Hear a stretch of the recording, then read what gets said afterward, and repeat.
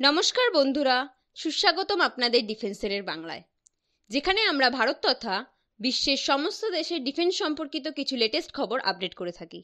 চলুন তবে দেখে নেওয়া যাক এই মুহূর্তের কিছু গুরুত্বপূর্ণ ডিফেন্স সম্পর্কিত খবরগুলি।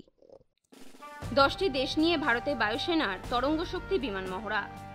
ভারতীয় বায়ুসেনা 6 আগস্ট থেকে রাজস্থানের সুলুরে তরঙ্গ শক্তি 2024 বিমান মহড়ার আয়োজন করবে। 2 ধাপে অনুষ্ঠিত হতে চলা এই বিমান মহড়ায় অস্ট্রেলিয়া, বাংলাদেশ, ফ্রান্স সহ অনেক দেশের বিমান বাহিনী অংশ নেবে। এই প্রথমবারের মতো ভারতের আকাশে এমন যুদ্ধ মহড়া হতে যাচ্ছে। ভারতীয় বায়ুসেনার তরঙ্গ শক্তি বিমান মহড়ার প্রস্তুতি জোরদার করা হয়েছে।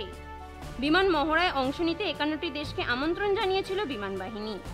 বিমান বাহিনী deputy chief air marshal AP Singh বলেন, আমরা রাশিয়া সহ 51টি দেশকে আমন্ত্রণ জানিয়েছি, কিন্তু অভ্যন্তরীণ কোন্দলের কারণে অনেক দেশ এতে অংশ নিচ্ছে না। গ্রুপ ক্যাপ্টেন আশিস ডোগরা জানান, বিমান মহড়া 2টি ধাপে পরিচালিত হবে। প্রথম পর্বটি 6 আগস্ট থেকে 14 আগস্ট পর্যন্ত সুলুরে অনুষ্ঠিত হবে এবং দ্বিতীয় পর্বটি 29 আগস্ট থেকে 14 সেপ্টেম্বর পর্যন্ত যোধপুরে অনুষ্ঠিত হবে।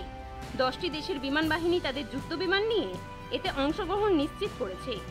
অস্ট্রেলিয়া থেকে অংশ নেবে F-18, বাংলাদেশ C-130, ফ্রান্সের রাফালে, জার্মানির টাইফুন যুদ্ধ বিমান, স্পেন, যুক্তরাষ্ট্র, গ্রিসের F-16 এবং যুক্তরাষ্ট্রের A-10, F-16, FRA।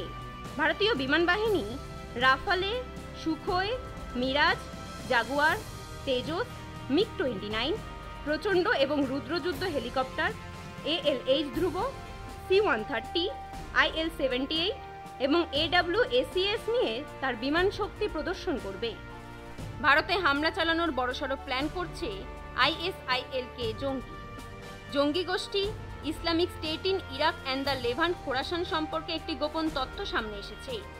রাষ্ট্রসংঘের এক প্রতিবেদনে তথ্য ফাঁস হয়েছে বলে জানা গিয়েছে। প্রতিবেদনে দাবি করা হয়েছে যে ভারতে বড় আকারের হামলা চালাতে না পারলেও ISIL-কে দেশে অবস্থিত তার হ্যান্ডলারদের মাধ্যমে এমন যোদ্ধাদের নিয়োগ করতে চায় যারা একাই হামলা চালাতে পারে। ISIL, আল কায়েদা এবং এর সংশ্লিষ্ট ব্যক্তি ও সংস্থাগুলির উপর বিশ্লেষণাত্মক পর্যবেক্ষণ দলের 34তম প্রতিবেদন গত মঙ্গলবার প্রকাশিত হয়েছে। এতে বলা হয়েছে, সদস্য দেশগুলো উদ্বেগ প্রকাশ করেছে যে আফগানিস্তান থেকে উদ্ভূত সন্ত্রাসবাদ এই অঞ্চলে নিরাপত্তাহীনতার কারণ হবে। প্রতিবেদনে বলা হয়েছে, এই জঙ্গি গোষ্ঠীটি এমন লোকদের নিয়োগ করতে চলেছে যারা একা হামলা চালাতে পারে এবং হিন্দু মুসলিমের মধ্যে বিভেদ বাড়াতে উর্দুতে স্লোগান ব্যবহার করতে পারে। ISIL-কে সবচেয়ে বড় ঝুঁকি হিসেবে এই উপদেশে বিবেচিত হয়। এরা আফগানিস্তানের বাইরেও সন্ত্রাস ছড়াচ্ছে বলে তথ্য মিলেছে। কিছু দেশ অনুমান করেছে যে ISIL-কে যোদ্ধাদের সংখ্যা 4000 থেকে 6000 হয়েছে, অর্থাৎ ক্রমশ বাড়ছে ঝুঁকি। জঙ্গি গোষ্ঠীর বিরুদ্ধে ব্যবস্থা নিতে ভারতের পাশে দাঁড়ালো 4টি কোয়াড দেশ। কোয়াড গ্রুপ লস্কর-ই-তৈবা, জইশ-ই-মোহাম্মদ এবং তাদের প্রক্সি সংগঠন সহ রাষ্ট্রসংঘের তালিকাভুক্ত সমস্ত জঙ্গি গোষ্ঠীর বিরুদ্ধে দৃঢ় পদক্ষেপের আহ্বান জানিয়েছে। পাকিস্তানের নাম পরোক্ষভাবে উল্লেখ করে কোয়াড সমস্ত দেশকে তাদের ভূখণ্ড জঙ্গি ও নাশকতামূলক কাজে ব্যবহার করা থেকে রোধ করার দাবি জানিয়েছে।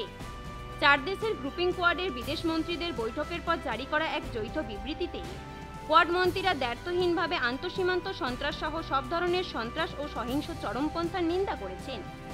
কোয়াডে ভারত, আমেরিকা, জাপান এবং অস্ট্রেলিয়া রয়েছে। কোয়াড গ্রুপ এক বিবৃতিতে বলেছে, আমরা 2008 সালের 26শে নভেম্বর মুম্বাই হামলা এবং পাঠানকোট হামলা সহ অন্যান্য জঙ্গি হামলার নিন্দা জানাই। যারা এই হামলা চালিয়েছে তাদের দেরি না করে বিচারের আওতায় আনার আহ্বান জানানো হোক।